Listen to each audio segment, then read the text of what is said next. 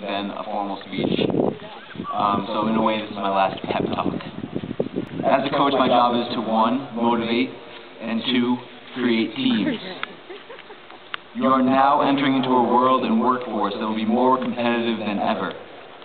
More people are waiting longer to retire than jobs are going overseas. You will need to create opportunities for yourself through hard work and discipline.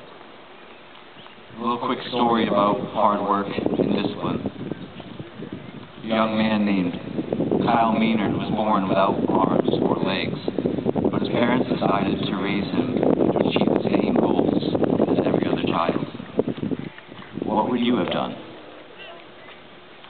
Maynard grew up learning to eat on his own, get around on his own, and developed into a smart, well-spoken child.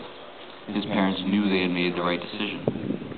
As Kyle grew older, he wanted to play the same sports as his friends, and because his parents had raised him to believe that he could achieve anything that any other child could do, when he asked them if he could play Little League football, they couldn't say anything else but yes.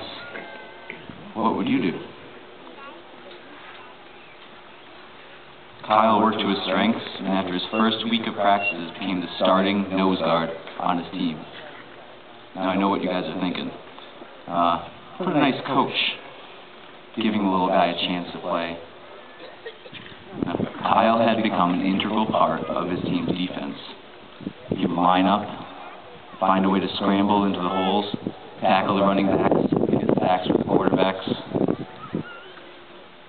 As years went by, Kyle knew that he would eventually be too small for football, so he turned his sight onto a different sport, wrestling. When he was in 8th grade, Kyle signed up for wrestling. His coach was a little flabbergasted at the suggestion that this kid would actually try to compete with other able-bodied students. What would you do? He allowed Kyle to join, but had low expectations, and at first his initial hesitance looked like it was warranted. Kyle didn't score a single point, let alone win in his first season. What would you have done? Kyle, instead of giving up and trying another goal, put all his efforts into becoming a good wrestler. In his off-season, Kyle would do hours of wind sprints. He would get up every morning and lift. He would talk for hours with his coach, trying to find a strategy that would work for him on the wrestling mat. In the next year, as a freshman, still, Kyle only won 1 match. What would you do? It wasn't exactly what most of us would call progress. But Kyle, with his newfound success, decided that he wasn't working hard enough and doubled all the work he had put in the previous year. And as a sophomore, he hit a record of just under 500. Kyle continued to work through his high school career, and as a senior, he became an all-state wrestler and qualified for the National Wrestling Tournament, where he was 1 match away from becoming an All-American wrestler. He was good enough, even, to earn a spot on the Georgia Tech wrestling team. A couple years later, Kyle wrote a book called No Excuses. In it, he said, if he could achieve so much with the body that he was given, why do so many of us turn our backs on the obstacle, on goals, just because the obstacles seem too much? I asked you all to consider, what would you do if you were in the various situations that shaped Kyle's life? Of course, it would be hard to blame any of the people involved if they said, it's just too hard. It can't be done. Considering what happened in his life because of his no excuses attitude, we have to consider how we approach the various challenges in our lives. There's less money than ever for higher education. What will you do? More and more of you guys are going to have to work your way through college.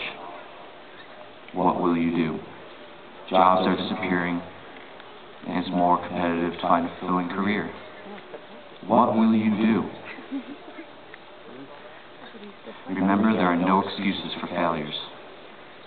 Yes, there will be obstacles. Yes, there will be times when success seems out of reach. But work hard. Keep coming back at the problem. focus on the goals until, through struggle and over those obstacles, you will find yourself reaching everything you have set out for. Kyle's example is what can happen in your lives with no excuses and lofty goals. Degrees, jobs, money. Which goal are you going to go after? The most important goal that I would like to see you create is long-lasting, profound relationships with your family, friends, and teachers. What is made obvious from Kyle's story is that he had to work hard, but also that he relied on his relationships with others, be it his parents, his teachers, his coaches. I want to end with a little bit of my personal feelings towards many of you in the class. It's summed up in a quote from the book Charlotte's Web. Charlotte, before she passes away, says to Wilbur the pig, "You have been my friend."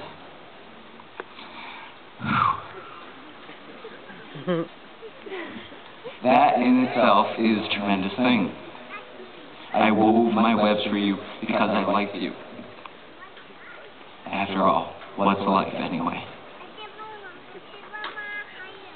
We're born, we live a little, we die. Spider's life can't help but being something of a mess. With all this trapping and eating flies. By helping you, perhaps I was trying to lift up my life a trifle. Heaven knows anyone's life can do a little of that. Well, this sums up how I feel towards you guys. In fact, I think all of your teachers could say they feel the same way. When you get to a bump in the road, ask, what am I going to do? The answer will always be, find a relationship that will help you break down that wall. The fact that you are here today and have overcome the trials of the last 4 years is a testament to your ability to create a web of support to get you through. You have let us be part of your lives. You have let us be your guides through high school. And in doing so, you have lifted up our lives, and you have linked your destinies to ours. Thank you for that privilege.